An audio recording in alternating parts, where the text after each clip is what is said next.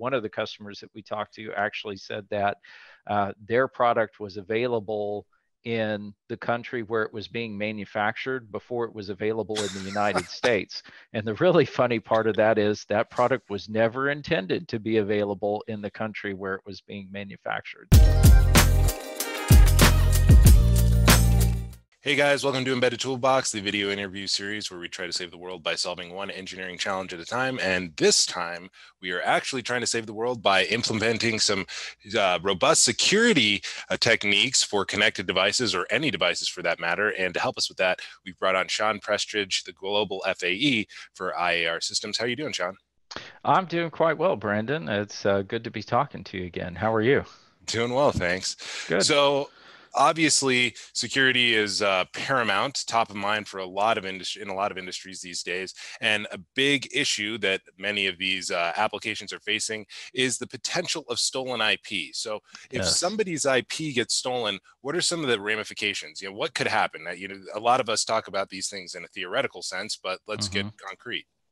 Yeah, well, the biggest thing that people talk about with stolen IP is counterfeit goods. So there's several different ways that counterfeit goods can manifest themselves. One of the ways is where somebody basically makes a knockoff that looks somewhat like your product. But in terms of embedded, if you don't have a secure MCU where somebody can actually get to they can basically sand the top off the chip and read the flash. They can essentially reverse engineer your source code and be able to get access to your algorithms. So in a lot of cases, our customers consider the algorithms and the work that they've done on that firmware to be some key intellectual property, as much as, if not more so, than the actual physical, tangible product that they produce. So that's one way that intellectual property theft occurs. Another one is what we call overproduction of goods, which is a little more of a gray market. So that is where basically the production line that you have authorized to produce units produces for you during the daytime, but at night they start making extra copies for their own market or their own usage. So that's a really interesting thing, because they're actually making real goods, but you're not getting paid for it. So IP theft is can be taken in several different ways, but it really truly is a problem that companies are more and more having to face. One of the customers that we talked to actually said that their product was available in the country where it was being manufactured before it was available in the United States. And the really funny part of that is that product was never intended to be available in the country where it was being manufactured. So it's a huge problem. And most sources that we have cited put the counterfeit manufacturing at somewhere between about a $500 billion to $600 billion loss to industries and companies every year. So that's just staggering to think about. Over $500 billion of counterfeit goods are being sold out on the marketplace. So what you want to do with IP protection is try to make it harder for people to replicate and steal your intellectual property, because you've worked really hard for it. And there's some really simple and easy things that you can do to try to enable a fairly robust degree of security to make it very difficult on these people to steal that intellectual property. Well, you're saying there's simple and easy to use ways of doing this, which is not what I've experienced throughout my travels in the embedded industry over the last several years. Everybody talks about, oh, ARM Trust Zone, it's great, but it's really hard to implement. It's unrealistic. It adds so much to our time to market, or additional costs. We need additional engineers. What are the alternatives?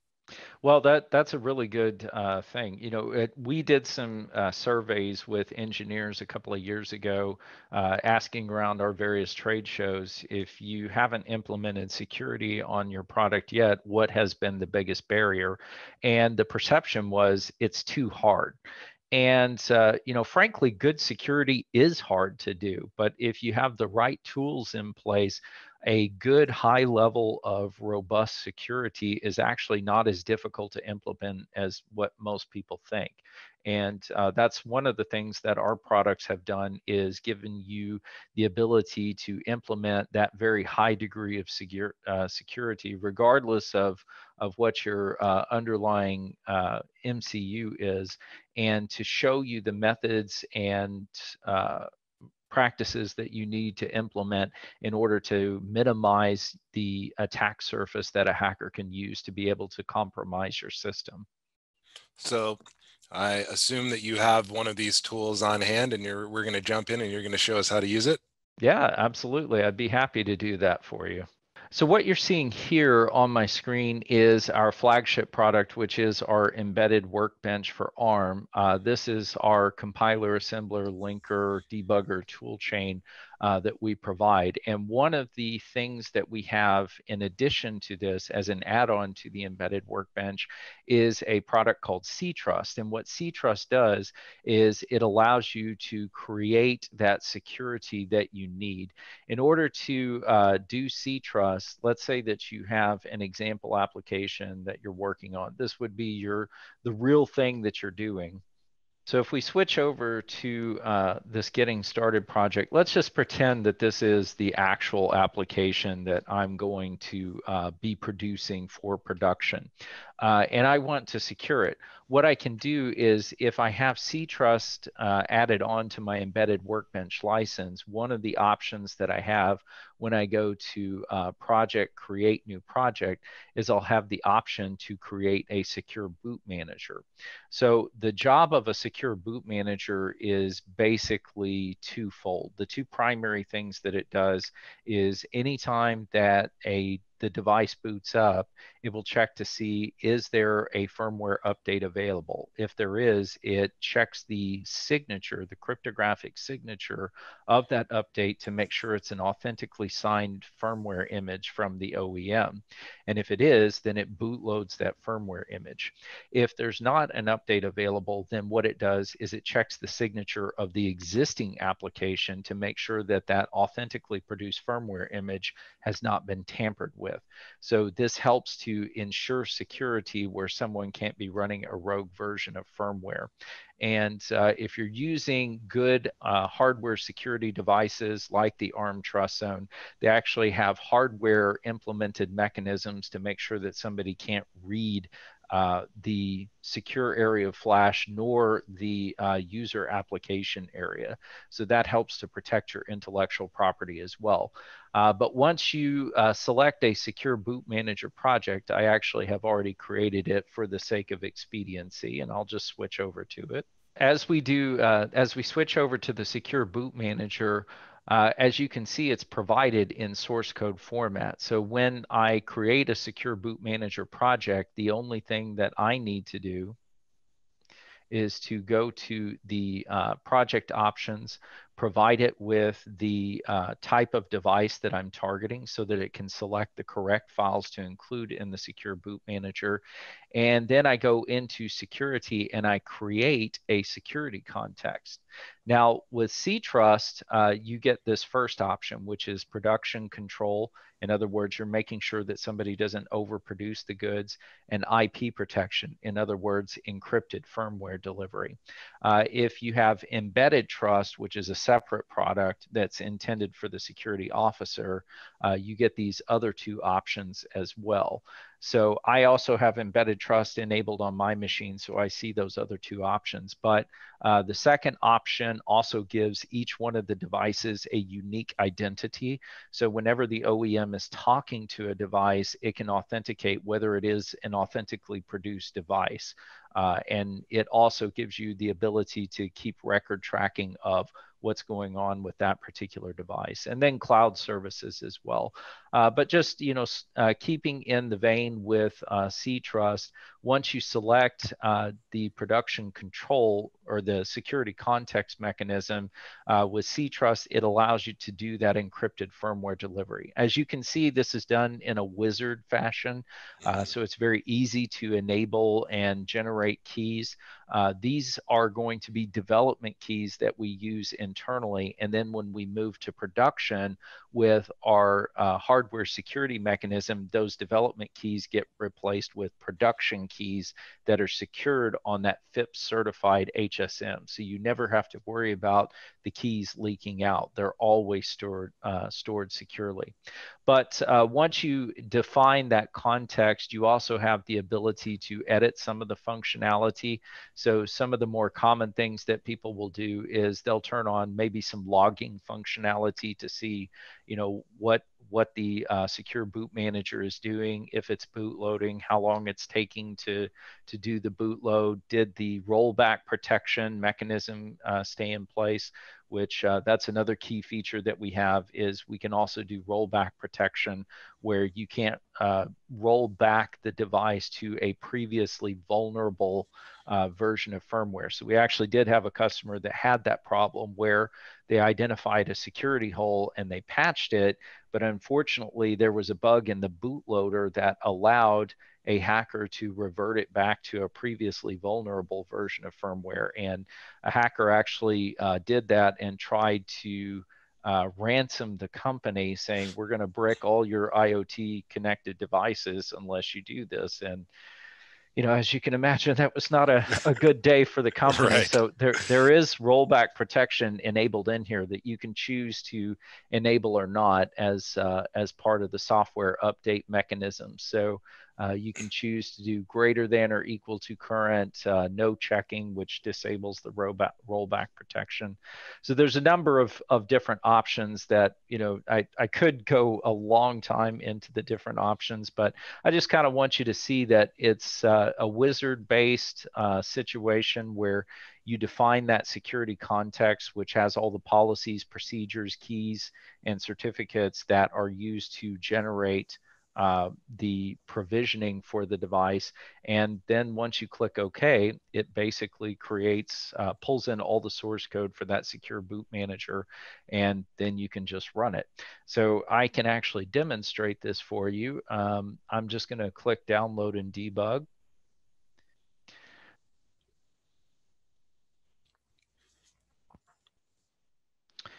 And now the device is booted up. It's sitting at main. It's waiting to execute the secure boot manager. And because I've turned on some of the logging, we can actually see some of the functionality. So it will boot up and it will see that we basically started running an application that's already on this particular board, and it took about 685 milliseconds to verify that.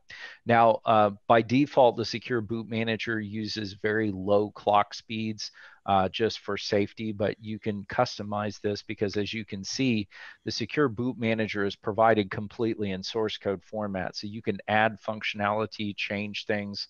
There's no secret sauce. There's nothing that's hidden from you. It makes it very easy for you to understand what's going on and to customize it to your particular needs.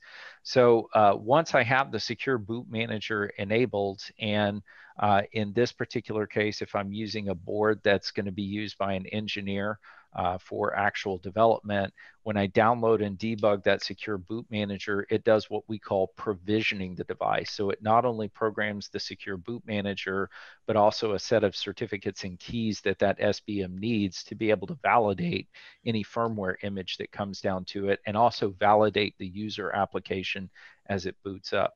Now, another cool thing that it allows you to do too is it has a secure API that's a crypto toolbox that allows you to authenticate messages that come from other devices or the OEM, also to encrypt data that could be stored on the device so that it's not as easily accessible to any sort of hacker that would get access to it. Because if they somehow find a way to bypass the hardware security that's on the chip itself, well, okay, you've got access to encrypted data. So, what are you going to do with it then? It's only if they also get access to the keys does that make the chain? Does that really mean anything?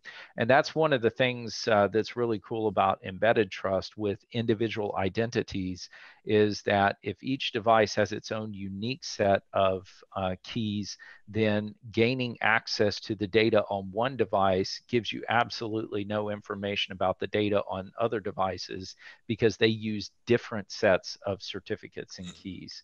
So it's a really cool functionality, and I can show you really fast how this works to secure your actual application. So Yeah. let me stop the debugger and I'll switch over to my other application. And now that the debugger is stopped, I can switch over to the other application. Okay, so basically in this application, the only thing that I need to do to secure it is to just go into my project options.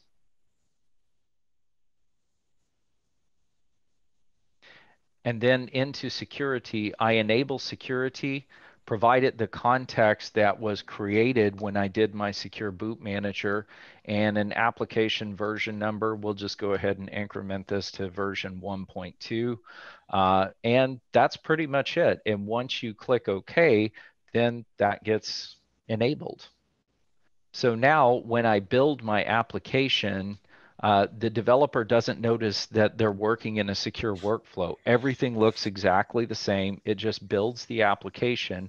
The only way that they're cognizant they're working in a secure workflow is at the very end. You see there's an extra set of messages that say it's mastering the image, which means that it's signing that image. It's encrypting it and signing it so that the boot manager will recognize it as an authentically valid firmware update. So if I press download and debug, you'll see how this looks when it actually boots up.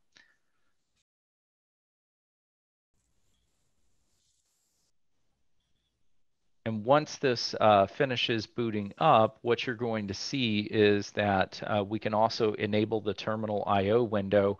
And you can see that the terminal IO window actually shows that the SBM has already executed before I ever even get to the first statement of main in my application. So it realized that there's a new version to be installed. It bootloaded it in about 2 seconds.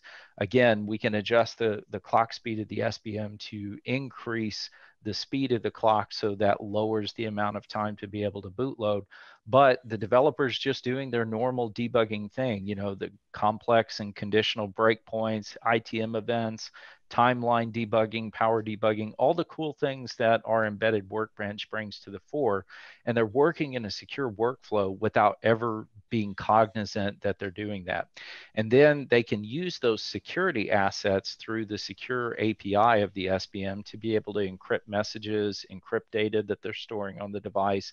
So it gives you that crypto toolbox that kind of acts like a library that can be used in the application. So that's part of the reason that we say security should not be leveraged as a bolt-on at the end, because if it's a bolt-on, then nobody has a security toolbox that they can use in their application to be able to leverage those security assets to secure messages and data and that sort of thing. So that's why you want to enable security from the inception of your project, and therefore thread it through the DNA of your application. And as you can see, it just works. It's actually pretty easy. So most of our customers choose 256-bit elliptic curve cryptography along with 256-bit AES.